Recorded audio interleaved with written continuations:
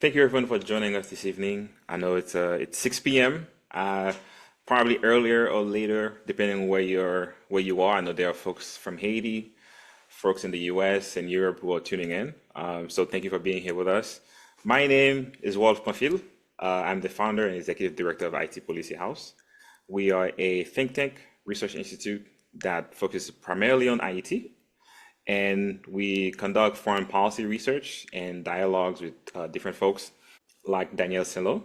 And today we will be discussing how to build real women's political participation in Haiti. Haiti, as you know, their women have always been the backbone of the nation since the beginning of you know Haiti being Haiti, and Haitian women have carried the economic load in households within Haiti. However, we don't see the same representation when it comes to politics. So today we will be asking these questions and kind of diagnosing and also thinking ahead, thinking forward on how to address these issues and how to create pathways for women, girls and women to think about being part of the political system in Haiti, and also, analyzing, like I said, the barriers that are stopping people from joining. With that said, I will introduce Danielle Silo, former Minister of Commerce in Haiti, and also co-founder and president of Haiti Women's Foundation and Caribbean Business Consulting. So, Danielle, I will pass it to you. Feel free to say a few words about yourself, your background, your connection to Haiti. I'm sure a lot of people know you, but your connection to Haiti, and how did we get here today? So, thank you for joining us. Oh, bonsoir, bonsoir tout le monde, and good evening, everybody. And thank you so much, Wolf, Debbie, and the whole IT Policy House for this invitation. This discussion is really, really timely and essential. I was born and raised in Haiti. I'm the mother of a girl. She's 29. I live in Haiti. I've moved to Capuchin for the past 3 years because of the whole insecurity in Port-au-Prince. So I can be closer to the diaspora and also continue to be active. And I studied in Haiti. I had a master in France. I studied international relations and master international economic relations. And I've started my career at the Chamber of Commerce as a secretary. And I joined a year after I joined the Ministry of Commerce and Industry. It was 40 years ago. And I work in the public sector at this ministry, at the Ministry of Foreign Affairs. And in the 19th, I quit the public sector to join the private sector, but in development, working on USAID project, many projects. And I went back to the Chamber of Commerce as executive director and as Minister of Commerce. And since I've created my own business consulting firm that really work on strategic business development and then government affairs also. And I joined Femme and Democracy, co-found Femme and Democracy, which is one of the most prominent women organizations in Haiti. And 4 years ago, I wanted to, let's say, capitalize, leverage my experience in business and in women empowerment and created my own foundation.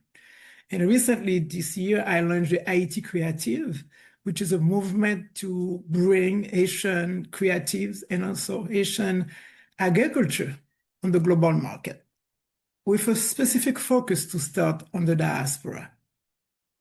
Thank you. These are all amazing things you talked about. And some of them I didn't know about. I didn't know about the last one, agricultural program specifically targeting the diaspora, because I think in the diaspora, people talk a lot about going back to Haiti and getting involved in agriculture. But I mean, there isn't always a clear path unless you already know somebody, which is always the case in Haiti. You got to know somebody to do something. But unless you already know the path to get into agriculture, if you're not into it already, it can be a bit daunting. So I'm really looking forward to hearing more about that. And I think that for the moment, the best thing to do is to buy Haitian. And we're having a few Haitian brands on the US market, mostly in New York and Boston and Massachusetts and Florida. Mhm. So start buying Haitian. I love it. I love it. And also wear Haitian, like my Jen? scarf, like my necklace. I love it. So let's get it started. So I think yesterday the electoral decree came out. that the Haiti will have elections in August 2026. And as we're thinking about that, specifically for women, what are the most significant structural and social barriers that prevent women in Haiti from participating fully in politics and civic daily life in Haiti? I'm glad, thanks to the Haiti Policy House, I had to read the decree for the first time because for me, it wasn't really a priority. We have so many priorities right now. I can't be thinking about elections right now, but I was really glad to read it and see that, the real barrier, they did not address them. They had some incentives, some measure that for me are more symbolic. And what are the measures you're talking about? The one it's mostly about the financial provision.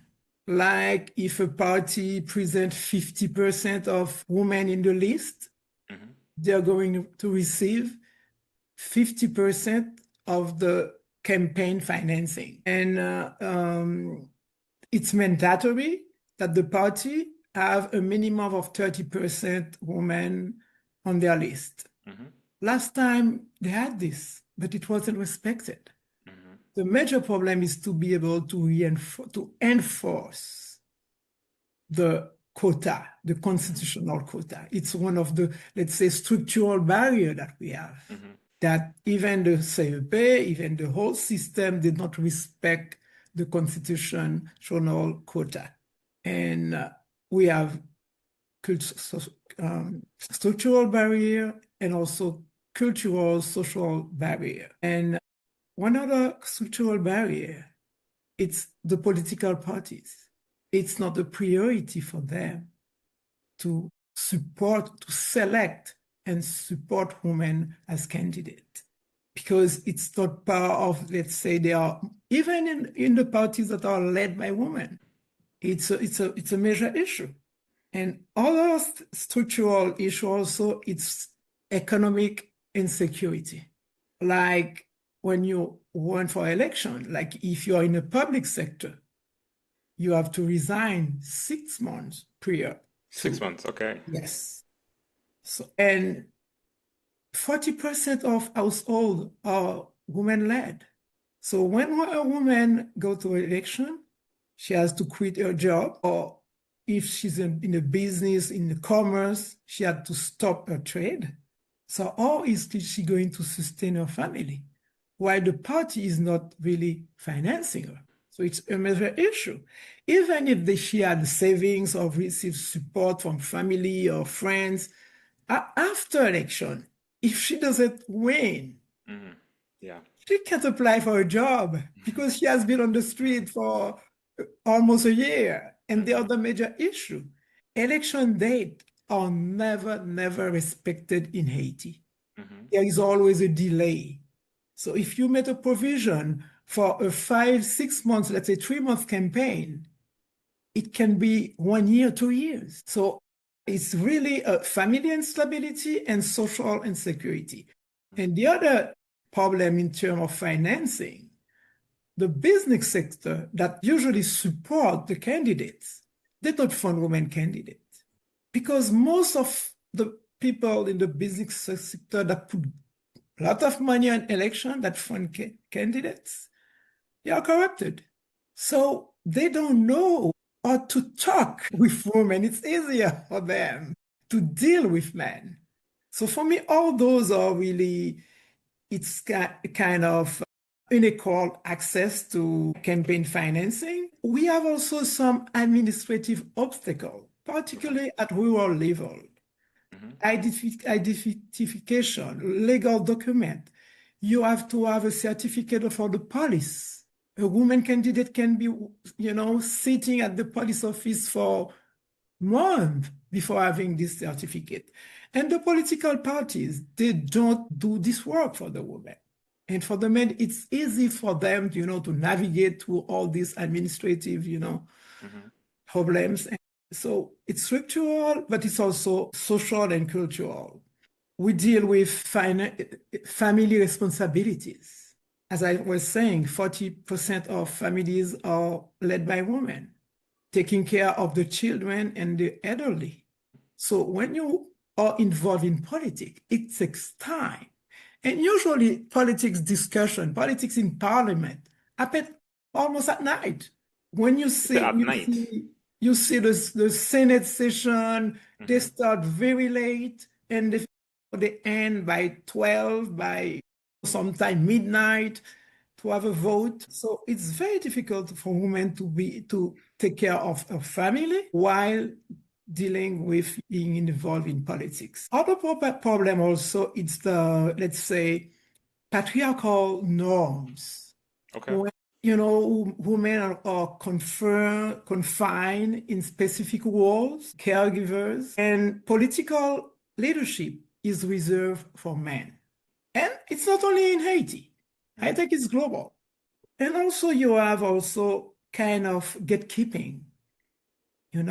Women are not part of those power networks like political parties, you have the religious leaders, you have the private sector, which is very male dominated.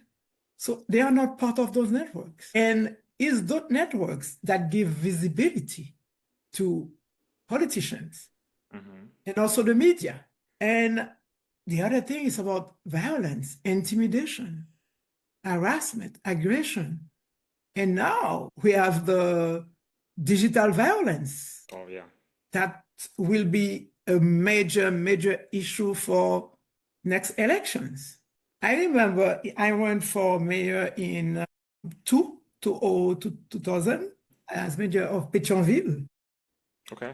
And during the campaign, one day, there were, a very poor photocopy of my headshot, my campaign headshot, pasted on the naked body Wow. on the street. Pasted on the like what on the sheet. Not on the wall, but like a copy, photocopy, Okay. full photocopy. Now you don't need any money. You don't need a copy machine. You just use your phone with artificial intelligence. So for me, we can't go to election if there is not a decree on digital violence, not only for women, but women are more vulnerable, more exposed to this kind of violence. It will be very difficult to have married women, young women to take this risk. And the political decree doesn't address any gender violence based at all. So I think we need this decree.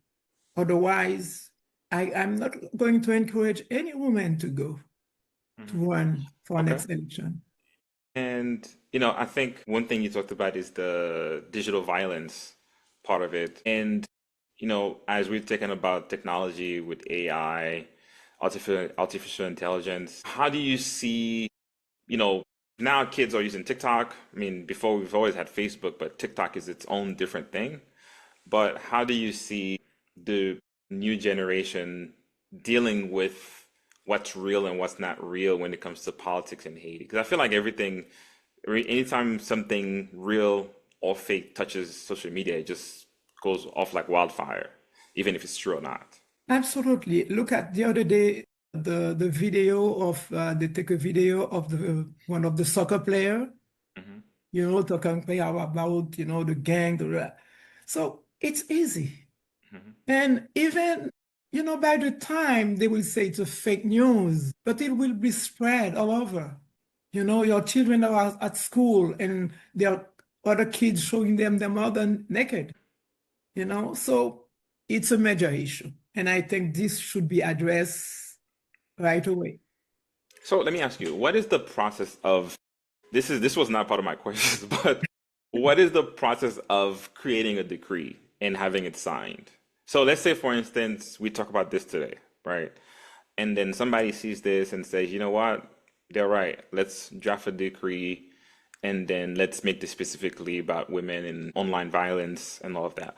What is the process of going from words to becoming real, like a real decree that has teeth in it? When you are let's say, having a transition is not a normal situation. But if we were in a normal transition, it would have been easier to do it. Okay. But at this specific moment, the priority of the government, it's not maybe that. The real issue is security, but this is also part of security.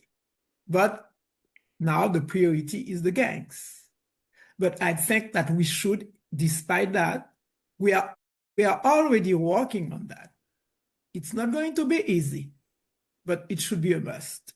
Not only for women, for everybody running for election. All kind of defamation, all kind of, pornographic, video or whatever. So I think it's imperative, not only for election, for the whole society. Yeah. Talk a bit more about the organizations that you work in. You mentioned earlier, and the work that it's doing with girls and women in Haiti, and how that can potentially translate into more active role in politics or civic engagement. Talk a bit more about that, if that is the mission Yeah, of the organization. in terms of civic engagement, I think women's civic engagement is quite strong, very strong. They lead churches groups, they lead community groups, teachers and parents associations, savings group, especially at local level. But it doesn't translate in political power, political influence. So now we need to use the skills that we apply in our group, in our organization, in our whatever we are doing. When we advocate for our rights, when we are vocal, we used to do the same to have not only have a seat. I don't think that now we should look for a seat. We have to be the convener now, instead of being invited to sit at the table that is set by someone else. And I think there is a moment right now to reinforce our capacity to build kind of feminine collective power, to be able to co-define agendas with men, women, particularly young men and women and men of the diaspora. Because the youth, the diaspora, the women are the three segments of the population that are excluded from the political process. So we should join our forces, So, create our own table.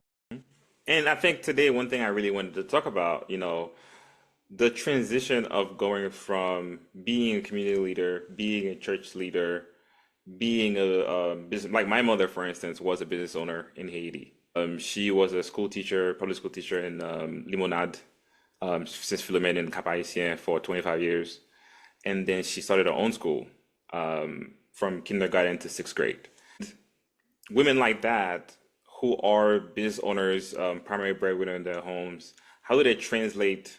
How do they go from that? Because we talked about the fear or the risk that comes with it. What are the ways that communities or they should organize their own communities to come together to protect them? Maybe create buffers between them and all of the risk that can come with this. What are the ways that they can make the transition from being a business owner or a community leader into politics if they wanted to? First, I think you should teach about politics, inform about politics so that they understand what politics is. Because there is this perception that is something, it's about corruption, so that it's very bad, this perception. And also build other community activities that are not related to what they are doing, so that together with women, with the youth, they can, let's say, work on collective activities, have some success together, learn to work together, learn to collaborate in community, have community efforts. That's the way you build trust, because another problem in politics in Haiti, it's about trust. Insecure because you don't trust others. So we need to build trust. And what is interesting, we have many groups in Haiti, many organizations, many civil society organizations.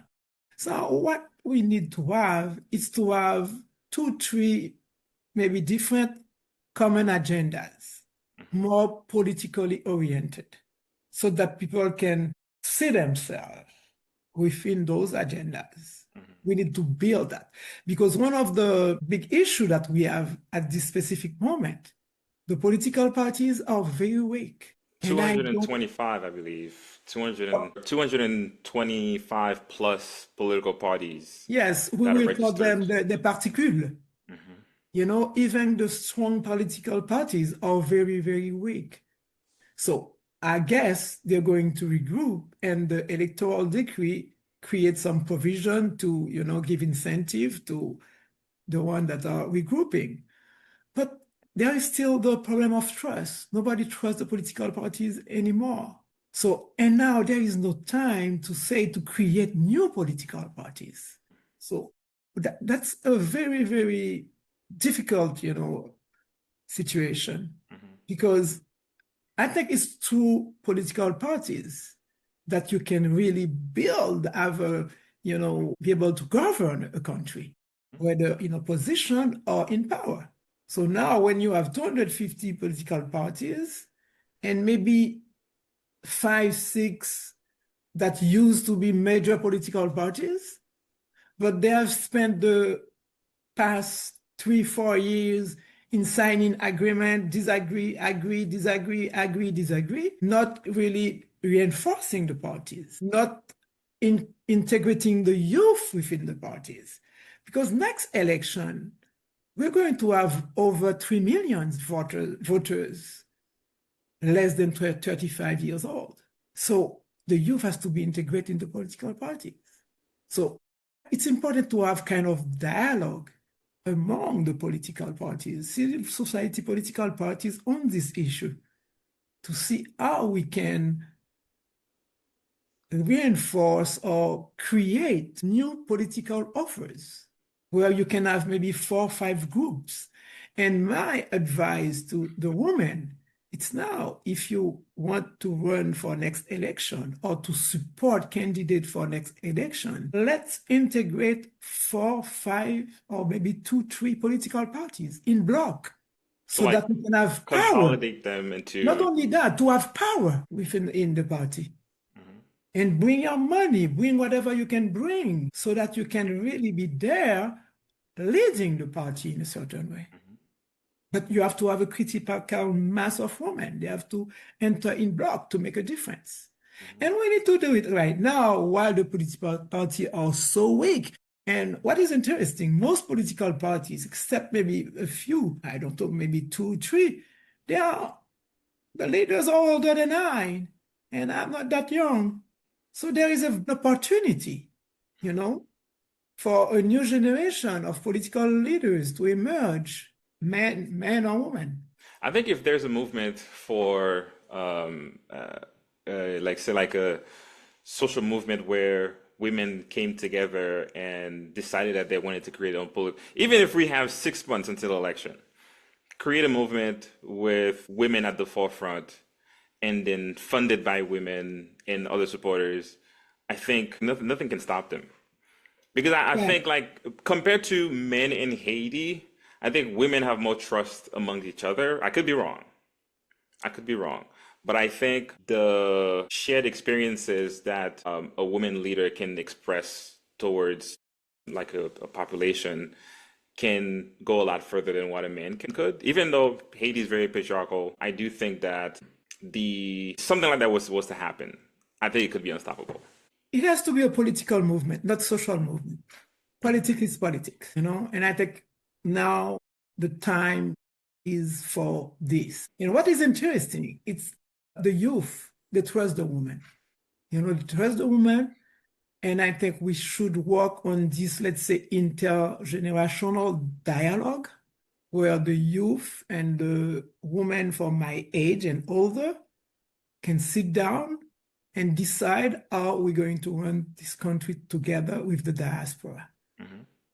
And And just the moment is right now. But tell me, you know, it can happen, election can happen in a year. No, we have to be organized. said, Now, how can you sorry. have election with this insecurity?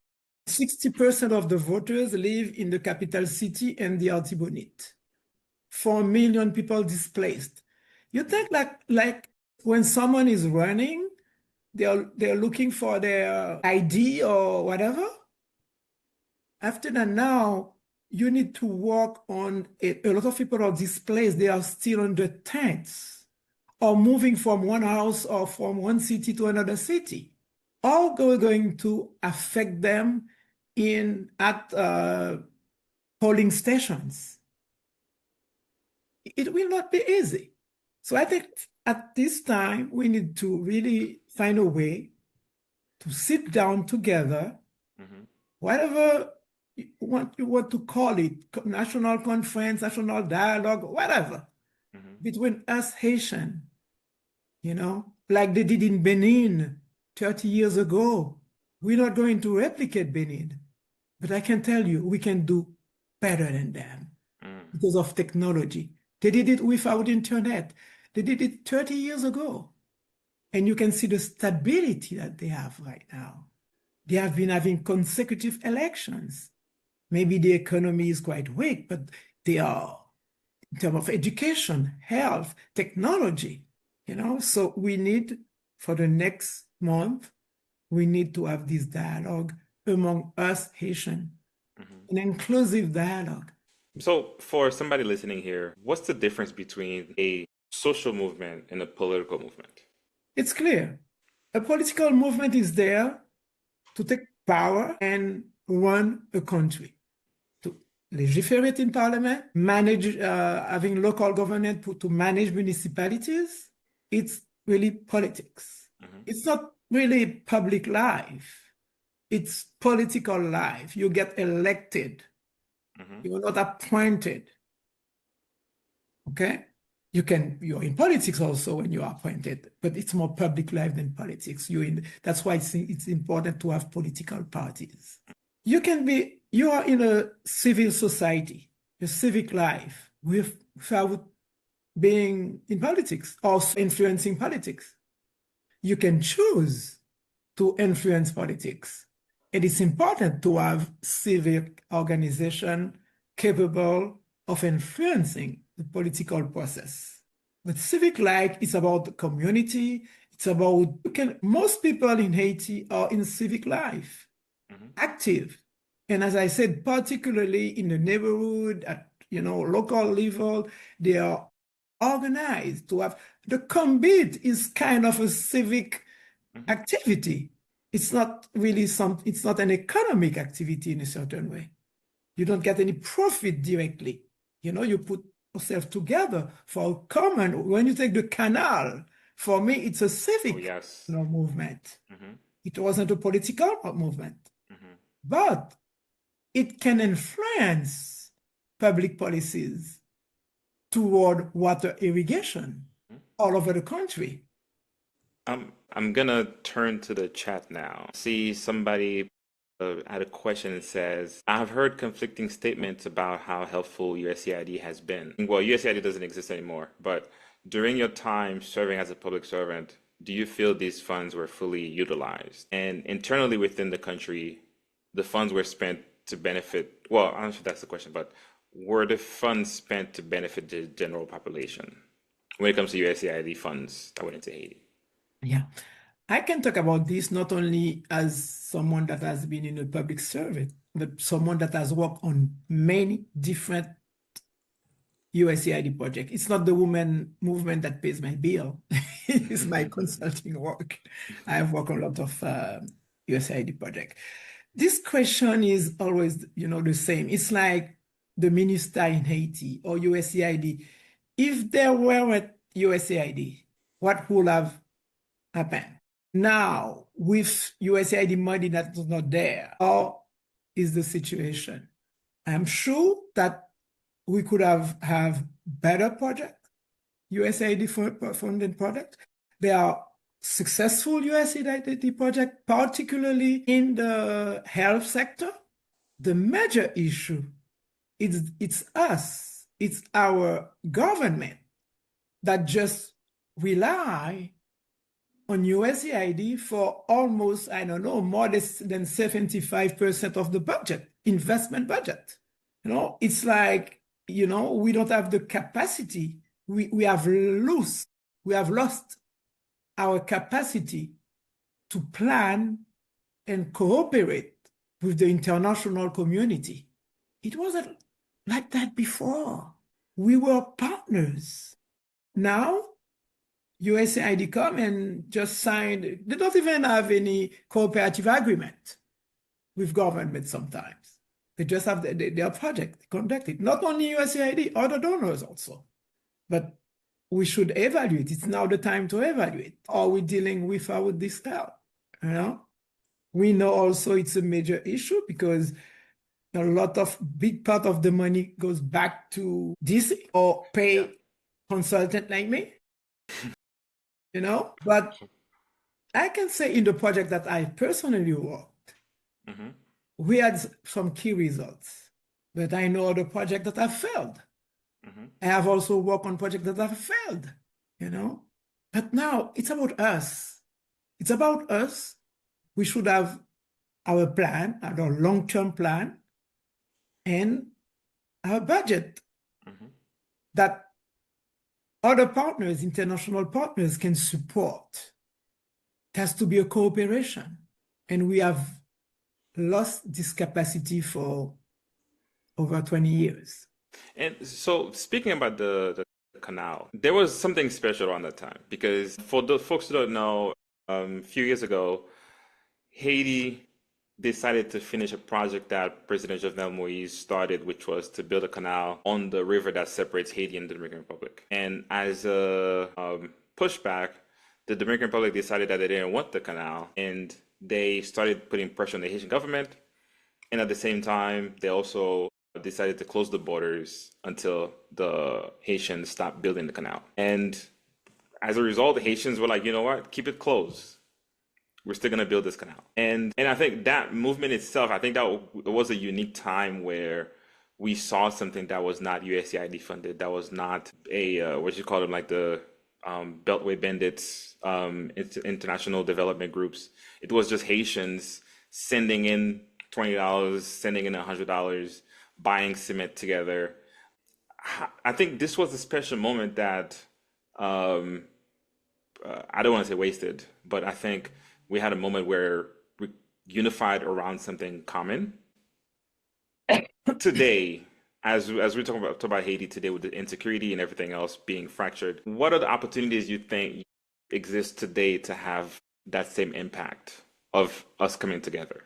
You know, there is something about the canal, and I know this story very well because I'm in the north, I'm based in the north, and I've worked with the rice producers for 3 years. It was a private sector movement led. People don't really realize it because for people, particularly those in Port-au-Prince, the mills in the north, in the northeast, are not considered private sector. So when President Abinader canceled the visa of Jacques Sancho-Vergent, it's because he was one of the leader of this, because he has a big farm and a mill. And we have 3 big farms in the region, and they can't work at 20% of their capacities because there is no water for irrigation. And the farmers that realize that they can sell their rice directly to 3-4 mills, put themselves together with the private sector, with the mills owners to build the canal. I remember the first day, I will always remember that, on August 31st, when they were doing the first work, one of the, I can say his name, Kendi Francis, he has a big mill. He sent me the picture and told me, go on a pete canal. And I showed it to my colleague. I said, combite, Ken. I said, combite. And they were there bringing their, bulldozer, whatever. And it's about a private sector-led effort. You have to really, when we have some leaders in the private sector that can drive something like that, we can make a huge difference in our country. Because it's about a market. If there weren't this market, and the market was what? Horizon Vert, Grand Pampan, Choukoun, They all want 10 containers of rice to sell to the diaspora and putting pressure on those mills that can't work at 20% of their capacities. So that's why, this really encouraged me because it's like, wow, now we have this big diaspora market, we have our local market, and we have a few entrepreneurs that are investing despite all those, these big, you know, So I and think about, farmers ready to organize themselves. So we just need more money, more investment, you know, for the farmers to produce more rice and also to be able to have more water because water can be, we can have with wells, with other source of water, not only canals. There is a lot of potential for investment in Maribaou, and it will be the same in Torbec and Artibonite as soon as, the roads are free of gangs. mhm. So And what is and also, you see some women leaders have emerged from this also. sorry, somebody meant, Like Bertha Bertrude, Adi Alert, during this canal movement, let's say, if there were election, Whitney could have been president. mhm. And I think it's a very, very interesting, movement that make us realize that we can get together if we have a clear goal. And the goal was to grow more rice. And to grow rice, we need water. And all the system was together because the market was there. And the largest market was you, the diaspora. Yeah, um I think you said something about the private sector. I think sometimes when folks talk about the private sector, they envision a certain group of people come to private sector. But how do you think you can bring the image of a farmer, somebody who's working in Akaye or Wanamit, who is selling whatever they're selling, as being seen as part of when you're having a conversation, when you say private sector, you're thinking about this from the smallest business to the biggest business as being part of the private sector. How do you change that dynamic? It depends of the sector also. I think it's about education and modernization. If we take the agricultural sector, if we mechanize with motoculture, with tractor, you change the mindset. You see all the youth buy motorcycle. They sell their parents, land to buy motorcycle to go to the city. The same thing can happen with motoculture. They don't want to be habitants. They don't want to be peasant anymore. Mhm. They can become agripreneur. And it's also about education. We need more technical education in agriculture, in whatever business. That's the only way that we will have a middle class of entrepreneurs also. And you will have a real private sector. Because as I said, now we need to build our private sector from scratch because the biggest entrepreneurs are under sanctions.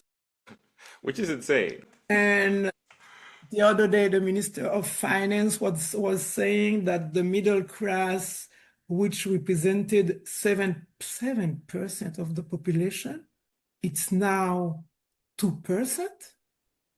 But there is an opportunity. Our middle class is in the diaspora.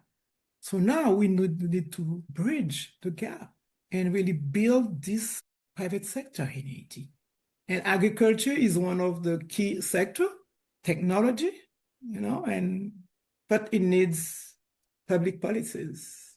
It needs women in power because women care a lot about agriculture because they are the ones selling on the market, the public market, on the roads, everywhere. They know agriculture. They are a big player in the agricultural market system. They are key to this sector. So as they understand this, they should be in parliament to work on tariffs, to work on the finance law, to work for our full integration in the CARICOM by signing the tariff agreement. Because tariffs on the Caribbean market is 35% for imported products. Our tariff is from 3% on rice, 5% on chicken. Those strategic products, they are less than 5% or 5%. How can you grow agriculture without, dairy products, without poultry, without rice, without all those key products? No men are going to vote this in parliament because the one that finance them won't let this happen. Most likely all the same ones who are also sanctioned too. So I think all roads lead back to redefining the economic system in Haiti because it can't happen that a few people are sanctioned and then the entire economy kind of like isn't on hold at the moment. And people are asking, well, we have to rebuild the middle class, rebuild the private sector. I think if we had more diversity within it, I usually call it like democratizing the economy. And I think we're seeing it right now. It's not stable to have this kind of system that we have right now. We're about to end. So let me take a few more questions from the group chat. I see, what is the best way to integrate diaspora interest and effort at the local level at this time? At this time, buy Haitian. Buy Haitian products. Buy Haitian products, eat Haitian rice, KPK, Jiri Canal, wear Haitian, get, this way, first, you will appreciate more Haitian products. Depuis la bonne bouche, no? And this way also, you will connect with entrepreneurs in Haiti that are producing those food, those agri-food. Support canteens in Haiti, food feeding programs from the community where you're from Limonade. Support food school feeding program in Limonade. Because I think the most important thing, we need to trust each other. And the only way to build trust is to know each other. I'm not really ready to tell anybody right now, come, Haiti is open for business. No, I can't say that. I can't say that. There are business opportunities. Some people will take some risk. I'm not going to stop them. No, I will even facilitate them. But now, at this specific moment, buy Haitian. Every time you go, you go to the supermarket, you go everywhere, you go buy Haitian. Buy produit Choukoun, produit Grand Pampan, produit Dame Sarah. We have 4 or 5 brands that are, growing. And consommer Haitien. We don't need charity. We need shoppers. We need buyers. And when we'll be ready, we will talk about investment. And I'm sorry to say that as a former Minister of Commerce and Industry. But at this time, for me, what interests me is really export, not investment, really, of the diaspora. Not now, not now. Okay, so this next question ties directly to that. The diaspora could become essential to growing a middle class, but how can this become possible when the diaspora is not legally allowed to participate in elections in Haiti? It's so difficult. I read recently that I think there is a senator in the US that is working on a bill to stop dual citizenship in the US. Yeah, I saw that the other day. I see that yesterday. So we have to be serious about all this. Are you going to opt for the Asian citizenship where you have this risk? So we need to sit down. That's what I think we need to sit down and be serious about all this to see how the diaspora can participate legally, politically, and they have to make choices. I am in Haiti. I'm not saying that I have more right to one than another one, but in a certain way.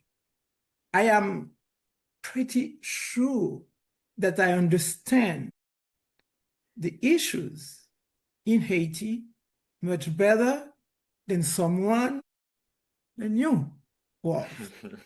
I'm Listen, not, I but what I know, what I'm sure, if I sit down with you, with other friends, we can co-design solutions together. The issues, I can bring them. We can evaluate together and co-design solutions. So when the diaspora tell me that they want to be senator, they want to be, there's a risk also. Because look at what happened now. Most of the arms coming to Haiti come from the US. Who's working on this traffic? A lot of people from the diaspora. So we need to have kind of vetting also, the due diligence within the diaspora. So it's quite difficult, all this. That's why it's imperative that we can sit down and really co-design solutions. See what the problems are, don't stop at the problems only, and find ways to co-design solutions and also ways to be able to implement them collectively. My friend, my dear friend, Wyclef Jean, wanted to be president of Haiti. I always tell Wyclef, you're more powerful than the president of Haiti. But, yes, Haiti is hurt, Haiti is, and I understand this, but he's more powerful than any president in Haiti. And many of you in the diaspora are more powerful than a president of senator of whatever in Haiti. And the other thing also, it's the same with the woman. If you from the diaspora wants to be in politics in Haiti, if you can't come in block to be even have a diaspora caucus in parliament, you will be absorbed by us. We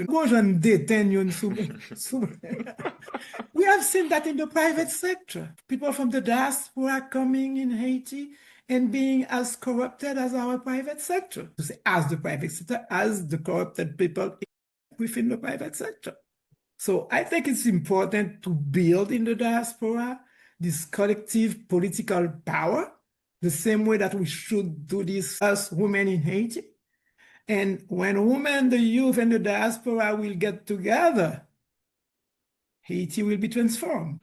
somebody said hello and thank you for this rich conversation. Madam Saint-Lo, your leadership continues to inspire us. Thank you for inspiring women, men of the younger generation to step up, lead, and help transform the political dynamics of Haiti once and for all. Respect. That's a comment from somebody, one of the attendees. Thank you, thank you. I would love to talk to this person. It's, when your morale is quite low and you hear that, you just say, okay, and thank you for giving me this opportunity. Yes, I mean, we could talk forever, but with this, let me tell you, I feel like being with a family, yeah, yeah. So I'm really thanks for the invitation. Yeah, I mean, I think it's important for us to create this kind of space because that's what the idea was for Haiti Policy House, to create a space where people like you and other Haitian experts who would experience in Haiti or Haitian affairs to be able to come and share the knowledge and share and inspire others to maybe pick up a pen and write something or go to Haiti and do something and collaborate together. And I take this opportunity also. I will send you a list of women to invite. Yes. Not to talk about women affairs. Yes. We have some women that can in the mango industry, in the business industry, in politics. I think it would be good for them to participate too. I would love that. So in 2 weeks, we will be doing a webinar with the mayor of Cap-Haïtien. Ah, gee. She'll be here on the December 18th. We're still working on the event should be live on our website by tomorrow, but we're finalizing the last details. But yeah, she will be one of our guests on the December 18th. So everyone keep stay tuned for that invitation. And I'm pretty sure that also is going to be it's not about women issues. It's very important. It's very important that we support her. Why? Because she will be a model for young women. It will encourage them to run for next election. It's very, very important to support the work of NG Bell. Not only for NG, not only for Cap Haitian, for Haiti. And the other thing also, Angie is from the diaspora. She has lived more time in the US, I think, than Haiti because she had to leave the country quite early. She was young when she left, and because studies and everything, and she's back. Her success will be really a success for Haiti and for the diaspora, for women, for the youth, for all that's excluded from the process. Yeah, I agree. I agree. I mean, I am looking forward to that list, and Yes. I think it's you know, it's important for all of us to come into this space and make it our own, and also show the world that what Haitians can do. A lot of people didn't expect Haiti Policy House to be what it is, because it's Haitian led, but look at us now. Yes. Congratulations. Thank you, Congratulations. thank you, thank you. To Yes, the whole team. Debbie is a board member. She's amazing in getting all of the invites and coordinating everything with us. So we truly appreciate her and everybody else on the team. Um, with that said, any final words for the attendees?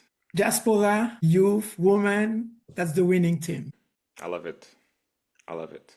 Well, everybody, thank you so much for tuning in. Be sure to follow Haiti Policy House on all platforms. Go to our websites. We do have a community event next week. We will be talking about data collection and fragile states like Haiti. That is, we're having the principal on global analytics from Gallup, which is a research institute, data and surveying institute. That will be next Wednesday. So that's already on our website. You can go RSVP for that. And then every week we'll be having multiple guests as well. We're also inviting Galen Joseph, who will be one of our panelists in a few weeks to talk about immigration and her issues. And again, it's we have Haitians, non-Haitians, so we'll talk about Haitian affairs. So stay tuned, subscribe to our newsletters, and stay tuned for our next event. So Danielle, thank you so much for joining us. I'm sure people are still here, still 30 people still tuned in, even though usually when you're saying goodbye, people log off. Thank you to Appreciate it. everybody. Thank you. Yes. Thank you. Thanks so much. All right, everybody. Until next time, have a great night, great evening, and great rest of your week.